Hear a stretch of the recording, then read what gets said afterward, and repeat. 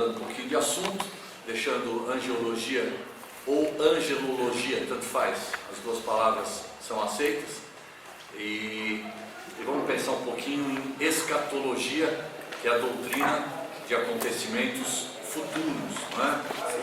A palavra significa isso, a doutrina dos fatos ou acontecimentos futuros.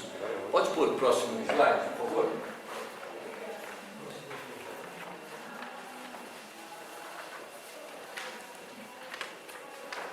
Pode pôr completo, por favor.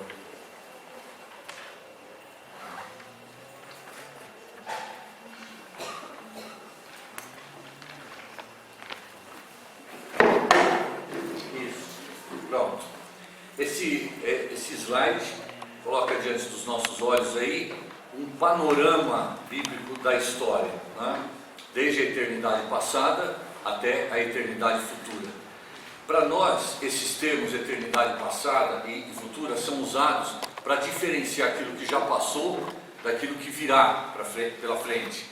Para Deus não existe eternidade passada e futura, né? Existe um plano traçado por Ele. Esse plano está se desenrolando passo a passo, e como Deus, para Ele, o tempo não existe, Ele é eterno, então esses termos, passado, presente e futuro, para Ele também não existe, né? Eu só quero chamar a atenção aí para um período de 69 semanas de anos. Nós vamos estudar no nosso próximo estudo, se Deus permitir, analisando a profecia de Daniel, capítulo 9, aquela parte verde aqui constitui o que nós chamamos de um intervalo profético ou um parêntese profético que corresponde à época da graça, dispensação da graça, ou época da igreja que não foi revelada no Velho Testamento. Os profetas do Velho Testamento nunca souberam nada a respeito da igreja, e Deus usou como principal instrumento para revelar esse mistério, que foi uma verdade que Deus guardou na manga, e no momento certo Ele usou o apóstolo Paulo como principal instrumento para revelar-nos o mistério da igreja. Mas os profetas do Velho Testamento não souberam nada, tanto é que essa época da igreja não entra, por exemplo, na profecia das 70 semanas de Daniel. 69 semanas desta profecia já foram cumpridas até a morte do Senhor, e a profecia especifica muito bem isso, até a morte do ungido, né? Restando ainda uma semana para ser cumprida, que vai corresponder exatamente aos 7 anos de tribulação ainda futuros, fato que vai acontecer após o arrebatamento da igreja, né? Essa semana, a 70ª semana de Daniel, dividida em 3 anos e meio e 3 anos e meio, a Bíblia chama o princípio das dores e depois a grande tribulação, a segunda metade, quando os juízos e a intervenção de Deus aqui nos fatos terrestres será intensificada e ampliada. Depois nós vamos ter a volta triunfal de Jesus à frente do seu exército celestial para derrotar o exército do anticristo e do falso profeta, e a instalação do reino milenial de Cristo. Vocês estão acompanhando lá, né? O milênio, um período que vai durar, como o nome diz, 1000 anos, um reinado terrestre do Senhor Jesus Cristo aqui na terra, no final dos quais vai haver a última batalha, a batalha de Gog e Magog, que está registrada em Apocalipse capítulo 20, e depois o que é mostrado em Apocalipse capítulos 21 e 22, novos céus e nova terra, ou o estado eterno. Então aí você tem um resumo daquilo que Deus já traçou para acontecer e está se desenvolvendo e se desenrolando passo a passo. Para uma questão didática, próximo slide, por favor. Nós vamos dividir o estudo de escatologia em 4 partes. Nós começamos no último estudo, mês de abril, né, a analisar o arrebatamento da igreja, que é o fato que mais nos interessa, com o qual nós estamos mais intimamente associados. Uma vez a igreja arrebatada, período da tribulação aqui na terra, depois o reino milenial de Cristo e no final o estado eterno. A respeito do estado eterno, a Bíblia nos dá muito poucas informações. Nós não temos muitos trechos da Bíblia que falam sobre isso, mas sobre a tribulação nós temos bastante informação na palavra de Deus e também sobre o reino milenial de Cristo, inclusive no Velho Testamento. Não nos esqueçamos que para Israel foi prometido o reino, não é? Então, mesmo considerando o fato que Deus não revelou a existência da igreja para Israel, Israel sabia, desde os profetas antigos, que um dia o Senhor Jesus voltará e instalará o seu reino milenial. Próximo slide, por favor. Essa figura sugere, né, o arrebatamento da igreja, e esse fato está muito prometido na palavra de Deus. Próximo. Isso daí nós já vimos, então vou passar um pouquinho mais rápido, certo? Quando Paulo escreve a carta a Tito, ele exorta Tito para que ensine as outras pessoas a aguardar a bendita esperança. A vinda do Senhor para buscar a sua igreja, ela não só é chamada de esperança na palavra de Deus, mas é chamada de a bendita esperança. Agora, eu tenho que fazer uma ressalva quanto ao significado da palavra esperança.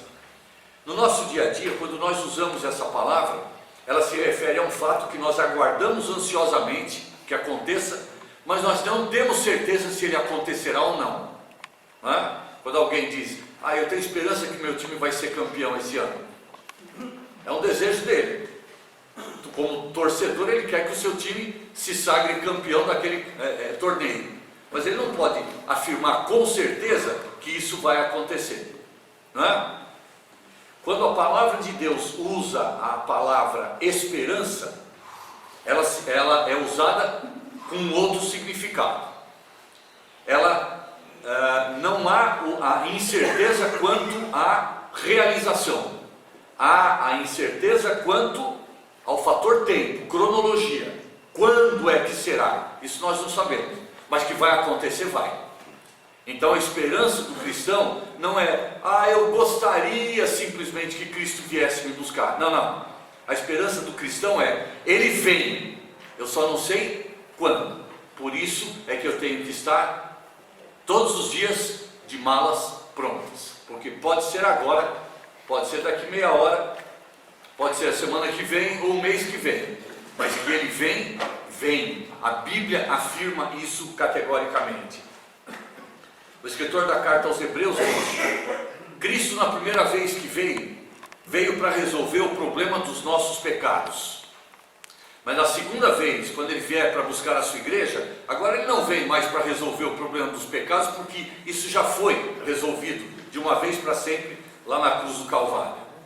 Mas agora ele virá não mais para resolver problema de pecados, mas ele virá aos que o aguardam para a salvação.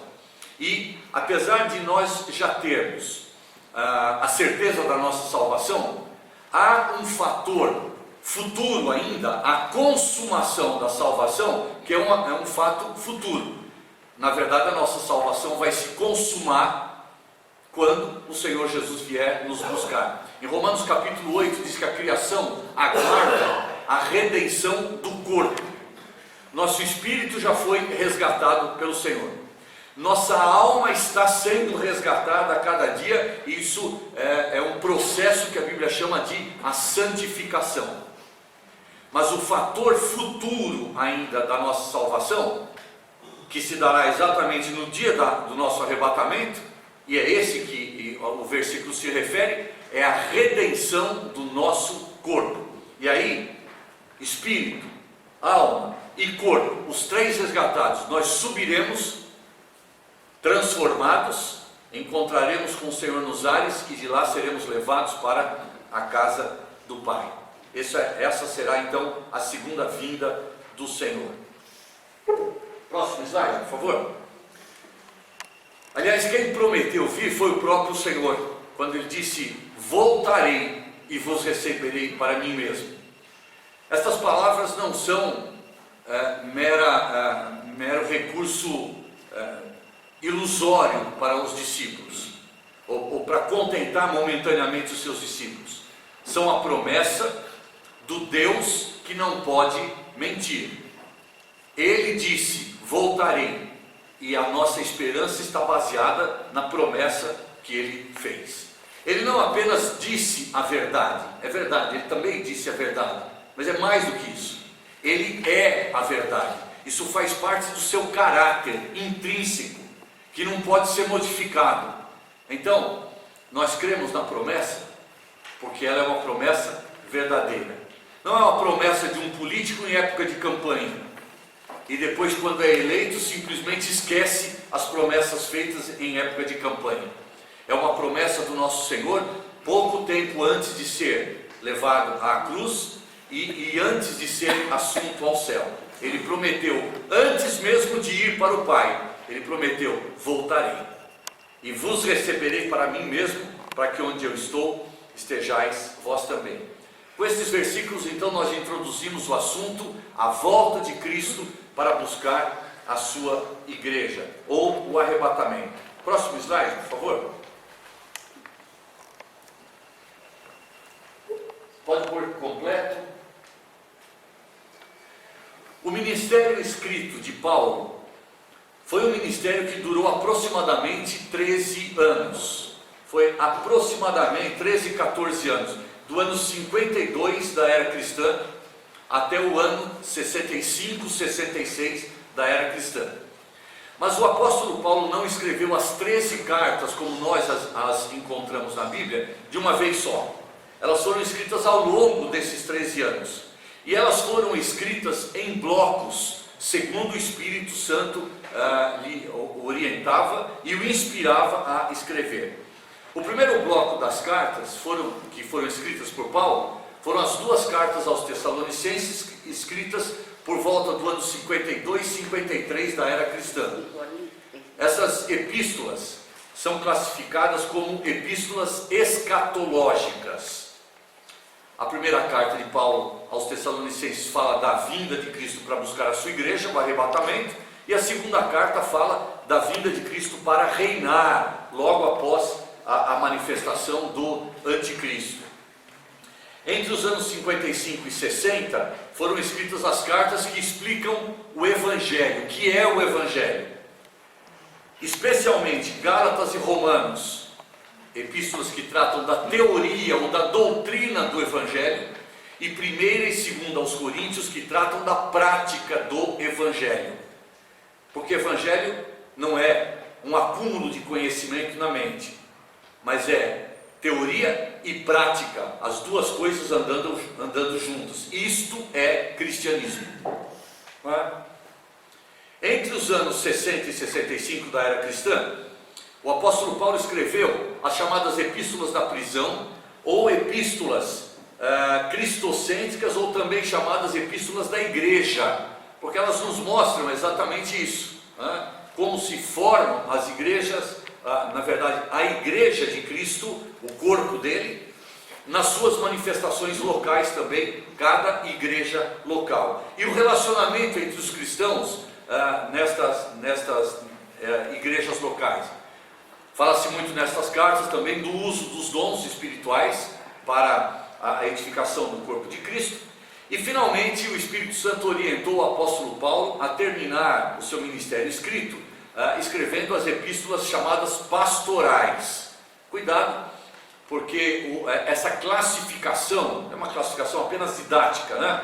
Para facilitar a nossa compreensão, mas ela pode sugerir que 1ª e 2ª Timóteo e a carta a Tito são cartas que foram escritas exclusivamente aos líderes de igrejas locais, aos pastores de igrejas locais. É um engano pensar isso. Na verdade, elas são para todos os cristãos, né? Porque é o desejo de Deus que todos alcancemos a maturidade cristã. Agora veja bem, por que eu estou colocando isso diante de nós no começo do estudo da escatologia? Porque há uma tendência no meio cristão de dizer que escatologia é um assunto muito difícil, é só para quem tem 30, 40 anos de fé cristã, só para quem tem faculdade de teologia e outras coisas mais. Na verdade, foram as duas primeiras cartas que o Espírito Santo orientou e inspirou o apóstolo Paulo a escrever. E o que é que Deus quer dizer com isso para nós? Que começar a vida cristã, tendo em vista a bendita esperança, ou seja, o Senhor vem, isso faz uma diferença tremenda. Esse não é um fato que deve ser analisado, estudado, meditado pelos cristãos só depois de 30, 40 anos de vida cristã, mas é algo que deve ser meditado pelos cristãos desde o início da sua vida, porque isso vai ser um fator norteador de como é que os cristãos vão viver aqui na terra. Se todos nós tivermos a plena certeza de que o Senhor vem e que pode ser a qualquer instante, com certeza nós iremos conduzir as nossas vidas de uma outra forma. Infelizmente tem sido muito pouco falado entre os cristãos que o Senhor vem. E a igreja, em vez de andar um olho nas nuvens, porque o Senhor vem, e o outro cuidando dos seus afazeres aqui terrestres, porque nós devemos ser o melhor pai, a melhor mãe, os melhores filhos, o melhor funcionário, o melhor patrão. Cristãos deviam ter um viver exemplar e, portanto, devem cuidar bem dos seus afazeres terrestres. Mas o problema é quando cristãos colocam os dois olhos nas coisas deste mundo. E aí nós dizemos que esse tipo de cristão anda de farol baixo. Porque o apóstolo Paulo diz que se a nossa esperança se limita apenas a esta vida, somos os mais infelizes de todos os homens. E é isso que faz a diferença. Porque o mundo, seus colegas de trabalho, seus colegas da faculdade, seus vizinhos, seus parentes incrédulos, eles estão com os dois olhos olhando para as coisas dessa vida, não estão? Um materialismo que toma conta da nossa geração, um consumismo exacerbado. O pessoal só pensa em comprar, em ter, em possuir, em comprar, em negociar. Não é verdade? E isso indica que eles estão andando com os dois olhos nas coisas deste mundo. Sabe por que Deus nos deu os dois olhos? Preste atenção. Um olho na nossa atividade profissional, estudantil, atividade doméstica, na nossa atividade terrestre. Um olho só. O outro nas nuvens. Sabe por quê? Porque o Senhor vem. E pode ser a qualquer instante, antes mesmo deste período de estudos bíblicos terminar. Pode ser. Nós temos esta certeza, na vinda iminente do Senhor. A questão é que, quando nós colocamos essa questão temporal na frente, o tempo para nós funciona de uma forma, e para o Senhor que é eterno de outra forma. É por isso que não bate quando nós analisamos uma questão do ponto de vista temporal, mas do ponto de vista espiritual, o Senhor vem, e nós cristãos deveríamos estar preparados para nos encontrar com Ele. Pode ser agora, pode ser daqui a meia hora, pode ser na semana que vem, mas o Senhor vem. Estamos todos de malas prontas para encontrarmos com o Senhor? É uma pergunta que cada um tem que se fazer. E nós vamos ver que cristãos de malas prontas não significa apenas pessoas salvas. É evidente que a salvação é o maior preparo para nos encontrarmos com o Senhor. Mas a Bíblia coloca o fato de que vai ser possível cristãos se afastarem envergonhados do Senhor na sua vinda. São salvos, porque a salvação é pela graça, mas não estavam vivendo de conformidade com o Senhor. E por isso, ao invés de toda aquela expectativa e ansiedade para encontrar com o Senhor, eles vão se afastar envergonhados do Senhor na sua vinda. A nossa oração, ao preparar esses estudos, ao estudar esse assunto fascinante, apaixonante, é que Deus nos desperte para a iminência da vinda de Cristo. Ela pode acontecer a qualquer instante. Estamos nós preparados? para esse evento? É essa a nossa bendita esperança? Deus permita que sim. Agora, percebam mais uma vez a sequência das epístolas. Primeiro, as epístolas que tratam do futuro. Depois, as epístolas que tratam do Evangelho. Depois, as epístolas que falam da igreja. E, finalmente, as epístolas que falam de maturidade espiritual. Não é exatamente essa a nossa experiência cristã? Ou deveria ser. Começar a vida cristã lembrando, o Senhor vem. Mas aí, se eu creio no Evangelho, eu devo entender esse Evangelho. O que é o Evangelho? As epístolas evangélicas me mostram isso. E não só me mostram a teoria, mas me mostram a prática também do Evangelho. Mas uma vez que eu crio no Evangelho, agora eu faço parte da igreja de Cristo. E em seguida eu tenho as epístolas que falam da igreja. E não só da igreja universal de Cristo, seu aspecto universal, mas a sua manifestação local, as igrejas locais, em cada localidade, e a interação entre os membros, e a sua edificação mútua na fé, através dos dons espirituais, do exercício dos dons espirituais. Mas o desejo de Deus é que nós cheguemos à maturidade. Isso fala de crescimento, isso fala de amadurecimento, isso fala de um processo que está ocorrendo dia a dia. E vai culminar exatamente no nosso arrebatamento, quando então, feitos à semelhança dele, é isso que diz João, seremos como ele é, semelhantes como ele é, não iguais, porque iguais, o homem nunca vai ser igual a Deus, mas a santificação nos torna cada dia mais semelhantes a ele, e esse processo encerra justamente no dia do nosso arrebatamento. Próximo slide, por favor. Nós vimos também que a Bíblia fala de 3 vindas do Senhor Jesus Cristo. A coluna verde ali, ela fala da primeira vinda, que para nós já é passada. Já fala de um acontecimento passado. Ele veio em Belém, ele veio para tirar o pecado, a sua vinda é considerada o marco zero na história do homem, ano zero da era cristã. Ele veio para todos e ele veio em extrema humildade, mas isso é passado. Agora, quando nós olhamos as Escrituras, elas apontam ainda para 2 vindas futuras do Senhor. Uma, quando ele vier buscar a sua igreja, é a coluna laranja lá, a coluna do arrebatamento. E outra, quando ele vier implantar o seu reino milenial aqui na terra, no período do milênio, quando ele vier para reinar. Diferença de espaço entre a vinda para arrebatar a sua igreja e a vinda para reinar, espaço cronológico. Essas 2 vindas terão um espaçamento de 7 anos aproximadamente, exatamente o período da tribulação.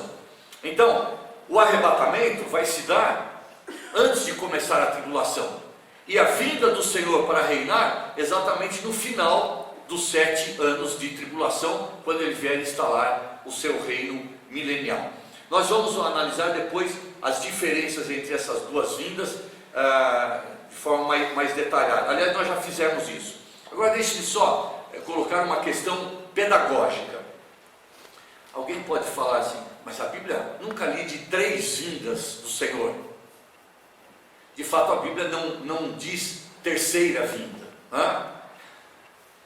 Por essa razão, alguns, em vez de chamar primeira, segunda e terceira vinda do Senhor, dizem que a primeira já foi, e agora a sua segunda vinda vai ocorrer em 2 etapas diferentes. A primeira etapa para buscar a sua igreja, e a segunda etapa para reinar. Qual é a diferença entre dizer primeira etapa da segunda vinda e segunda etapa da segunda vinda, do que dizer segunda e terceira vinda? Diferença nenhuma. Certo? Então, use a designação que você quiser. Agora, o que é mais importante, saiba diferenciar uma da outra. Isso é importante. Quando ele vier para buscar a sua igreja, essa é uma vinda. Há algumas características que a Bíblia nos aponta dessa vinda. Por exemplo, ele virá em segredo. O mundo não vai ver. Na verdade, o mundo nem verá o nosso arrebatamento, porque conforme 1 Coríntios capítulo 15 diz, a ressurreição dos mortos, daqueles que pertencem à igreja e que morreram confiando em Cristo como Salvador, a transformação dos mortos ressuscitados e dos vivos, né? A subida para o encontro do Senhor nos ares e de lá sermos levados para a casa do Pai, quanto tempo vai demorar tudo isso para acontecer? Muito mais tempo do que eu gastei para falar agora. Eu falei isso em 10 segundos, mas isso vai acontecer, diz a Bíblia, num piscar de olhos. Então essa vinda do Senhor para buscar a sua igreja não será uma vinda pública, vista por todo mundo, mas será uma vinda em segredo. Apenas a sua igreja o verá, e encontraremos com ele nos ares, e de lá levados para a casa do Pai. Agora, quando ele vier para reinar, aí não. Apocalipse 1:7, por exemplo, é um verso que diz: todo olho o verá. Mas aí é uma referência à vinda do Senhor para reinar, e não a vinda dele para buscar a sua igreja, tá? Então é preciso distinguir a vinda para buscar a sua igreja e a vinda para reinar. Como você vai chamar isso? Segunda e terceira vinda, ou primeira etapa e segunda etapa da segunda vinda, fica a seu critério, mas saiba diferenciar uma da outra, ok? Isso é o mais importante. Por favor, próximo slide. Levantar. Esse esquema mostra isso de forma mais clara.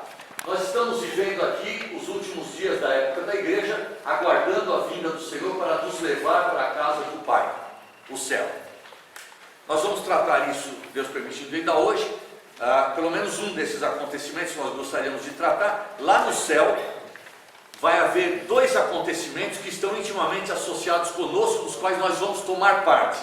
Quais serão eles? O tribunal de Cristo, onde o nosso serviço para o Senhor vai ser analisado, julgado, e se merecermos, nós receberemos o nosso galardão. A Bíblia fala de diversos tipos de galardão, vários tipos de coroas que os cristãos receberemos naquela ocasião.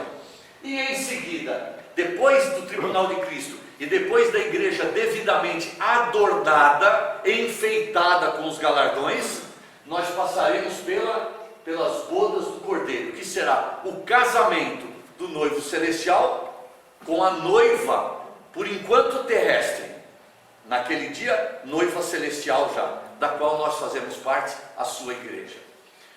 Parece, ao que tudo indica, que a Bíblia, os versos colocados, apresentados na Bíblia que tratam desse assunto, que a ordem vai ser primeiro o tribunal de Cristo e depois as bodas do Cordeiro.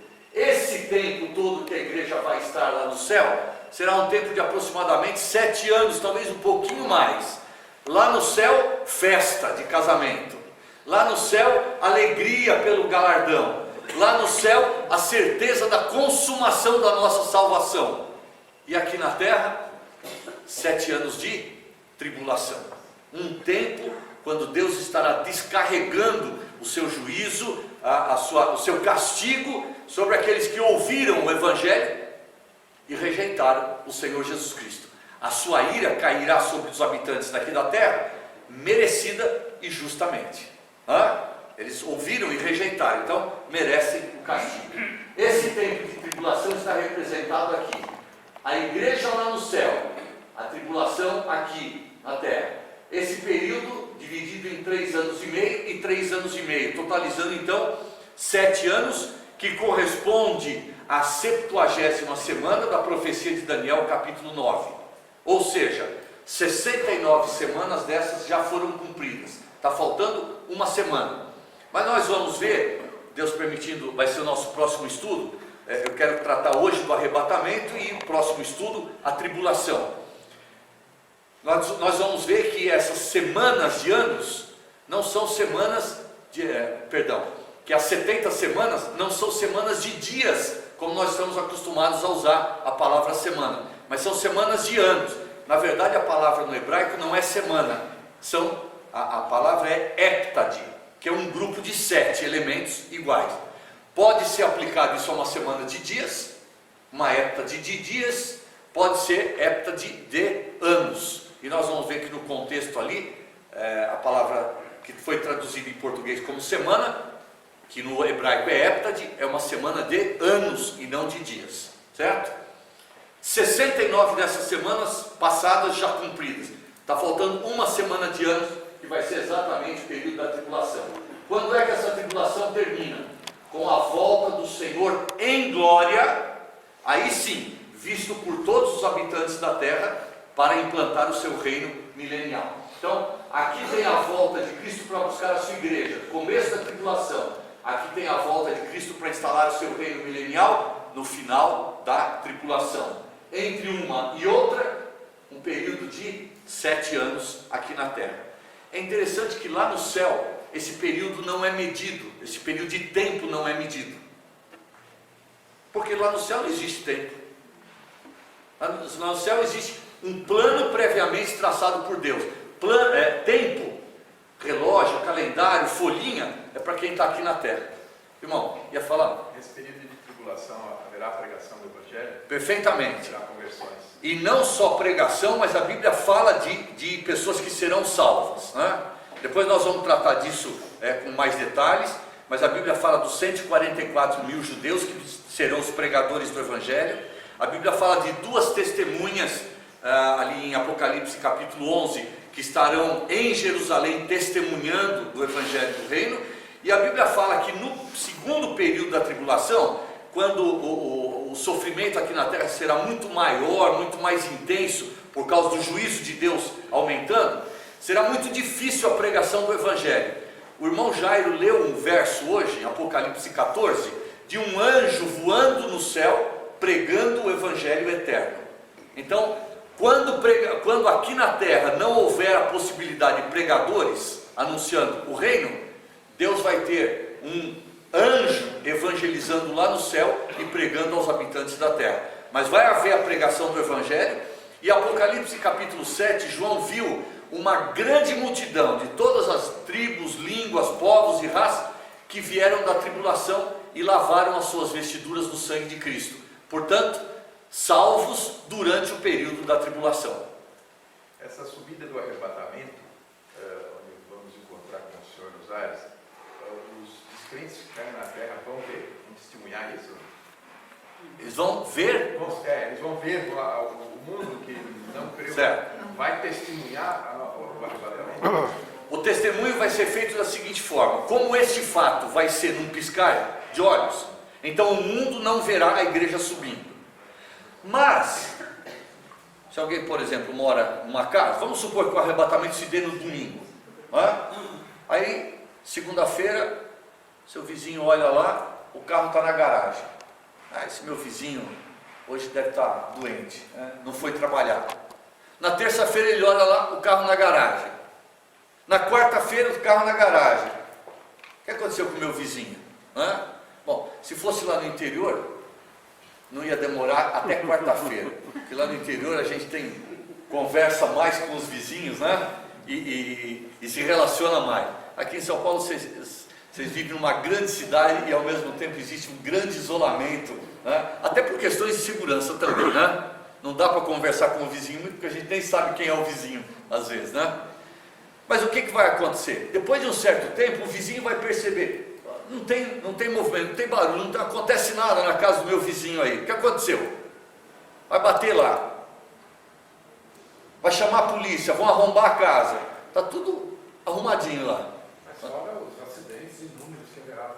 Além disso, Porque você imagina, por exemplo, quantos cristãos são pilotos de avião? Quantos cristãos são motoristas de ônibus e de caminhão? E na hora do arrebatamento, o veículo vai ficar desgovernado. Então vai haver uma série de acidentes por toda a terra. E apesar de eles não verem a subida da igreja, eles vão notar a falta da igreja, Cadê o meu vizinho? Não aparece, não acontece nada lá, não tem movimento lá. Então vão notar a falta da igreja. Mas não verão a igreja subir, porque isso vai acontecer. Como na época do apóstolo Paulo não havia cronômetros, o movimento que ele pensou que durasse menos tempo, uma piscada de olhos. Então essa foi a linguagem bíblica. Se Paulo estivesse escrevendo hoje, no século 21, ele diria num milionésimo de segundo. Hoje, quando a gente assiste corridas automobilísticas, o grid de largada é feito com diferenças nos milésimos de segundo, até onde o homem consegue marcar o tempo. Então, para nós, hoje a linguagem moderna seria, nós diríamos que o arrebatamento vai acontecer num milésimo de segundos. Próximo slide, por favor. Depois vem aqui milênio e tal, nós vamos tratar disso futuramente, tá? Essas duas vindas estão mencionadas num único versículo. Bendita esperança é a vinda de Cristo. Pode pôr completo ali, por favor. Isso. A vinda de Cristo para buscar a sua igreja, e manifestação da glória, a vinda de Cristo para reinar. Note bem, quando Cristo vier buscar a sua igreja, sua glória não vai ser manifestada a esse mundo. Ele virá em segredo, apenas visto pela sua igreja. Então a manifestação da glória se refere à vinda dele para reinar. Certo? Próximo slide, por favor. Esse esquema aqui mostra isso. Final da época da igreja, a bendita esperança é o arrebatamento, levados para a casa do Pai. Depois a aparição gloriosa, ou a manifestação gloriosa do Senhor, é a vinda dele para reinar. Certo? Próximo slide. Esses slides estão à disposição de qualquer um. Estão gravados lá no computador aqui da igreja. Então, depois, quem quiser, traz um pendrive, copia, pode pegar e levar para casa, tá certo? Fica à vontade. Se ajudar alguma coisa, não sou um expert, mas aqueles esquemas ajudam um pouco a visualização disso aí. Quando nós olhamos em 2 Tessalonicenses 2, 1 e 2, a nossa reunião com Ele, o que é isso? É o dia do arrebatamento.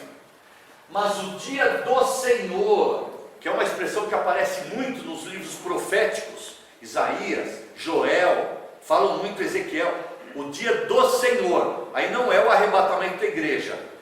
O dia do Senhor é um período de tempo que vai começar após o arrebatamento, inclui tribulação, a vinda gloriosa do Senhor, o milênio, a revolta de Gog e Magog, a revolta final, o grande trono branco. Esse período de tempo e todos esses acontecimentos serão intervenções de Deus direta no destino do homem.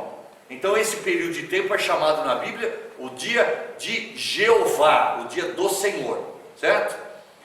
Mas o arrebatamento não está incluído aí. O arrebatamento é a nossa reunião com Ele. Próximo slide. Voltamos lá àquele esquema. Olha lá, época da igreja, nossa reunião com Ele, é o arrebatamento. E o dia do Senhor, a vinda gloriosa do Senhor para instalar o seu reino, faz parte do dia do Senhor. Está incluído nessa expressão. Próximo. O livro do Apocalipse também mostra isso de forma resumida. Aí você tem a estrutura toda do livro, não é? Agora eu quero chamar a atenção de vocês para isso. Olhem para o capítulo 1 de Apocalipse. Apesar de nós já termos visto isso, eu quero salientar essa questão para vocês.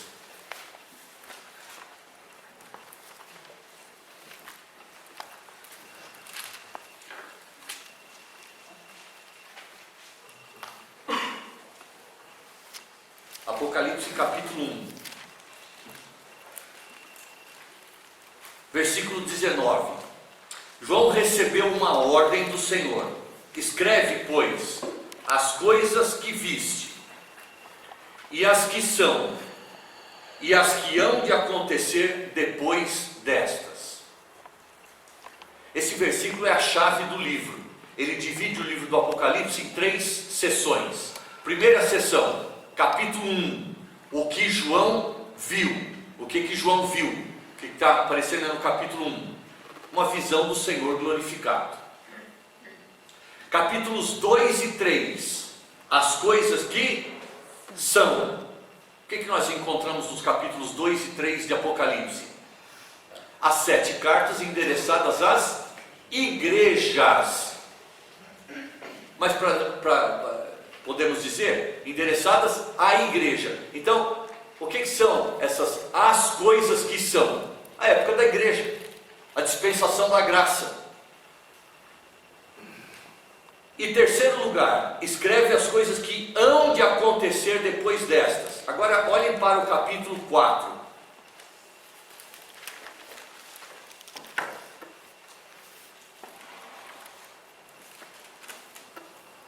Capítulo 4, verso 1.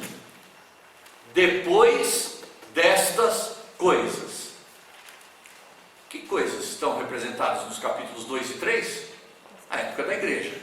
Então, depois da época da igreja, olhei e eis não somente uma porta aberta no céu, uma porta aberta. Só o fato de ela estar aberta, ela já é um convite para quê? Para entrar. Porta fechada significa, aqui você não pode entrar. Mas uma porta aberta já é um convite para entrar. Além dessa porta aberta, ele também ouviu, como também a primeira voz que ouvi, como de trombeta, ao falar comigo, dizendo: sobe para aqui. A porta aberta e o convite. Precisa mais alguma coisa? O que é que nós encontramos aqui? Bom, em primeiro instante, um convite que foi feito a João para olhar além da época da igreja e ver o que vai acontecer depois. Mas em segundo lugar, o arrebatamento de João, o seu convite para subir, entrar no céu, representa aqui o arrebatamento da própria igreja. E olhe mais o final do verso 1: sobe para aqui e te mostrarei o que deve acontecer depois destas coisas. Mais uma vez a expressão depois destas coisas. O que é que nós encontramos então no capítulo 4 em diante do livro de Apocalipse? As coisas que vão acontecer depois que a igreja for arrebatada. Então, resumindo a chave de Apocalipse: capítulo 1, as coisas que viste, o Senhor glorificado. Capítulos 2 e 3, as coisas que são, a época da igreja. Capítulos 4 até 22, as coisas que hão de acontecer depois que a igreja for arrebatada. E no capítulo 4, verso 1, nós encontramos aí em símbolo, em figura, o próprio arrebatamento de João, representando o arrebatamento da igreja. Se o arrebatamento da igreja aparece no capítulo 4, ali, no capítulo 19, nós lemos: João viu aberto o céu, um cavaleiro montado num cavalo branco, à frente do seu exército celestial, vindo para a terra. E o que é isso? O restante da leitura do capítulo 19 vai mostrar que é a vinda do Senhor no final da batalha do Armagedon, para destruir o exército do falso profeta e do anticristo, para mandá-los para o lago de fogo ainda vivos, a destruição do seu exército e, após isso, a instalação do seu reino milenial. Então, o arrebatamento da igreja está no capítulo 4, mas a vinda em glória do Senhor para reinar está no capítulo 19 do livro do Apocalipse. Próximo slide. Voltando àquele esquema, nós notamos aqui a visão de Cristo glorificado, capítulo 1. A era da igreja, representada pelos capítulos 2 e 3 de Apocalipse.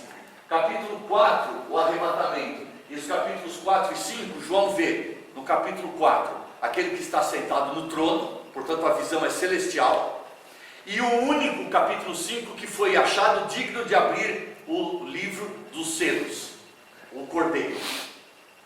Capítulo 6 em diante, nós vamos considerar no próximo estudo, nós encontramos já a primeira série de juízos que Deus vai derramar aqui na terra, os selos. E depois nós encontramos, capítulos 8 e 9, a segunda série, as trombetas. E depois, capítulo 10, as duas testemunhas testemunhando meio da tribulação. Capítulos 13 a 16, a terceira série de juízos, as taças. Tudo isso no período da tribulação. Capítulo 17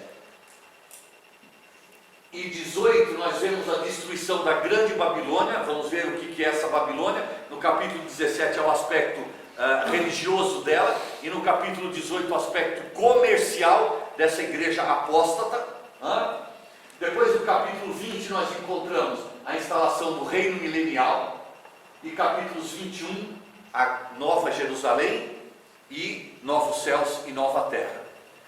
Esse esquema mostra como, no livro do Apocalipse, há uma distinção entre o arrebatamento da igreja e a vinda em glória de Cristo para reinar.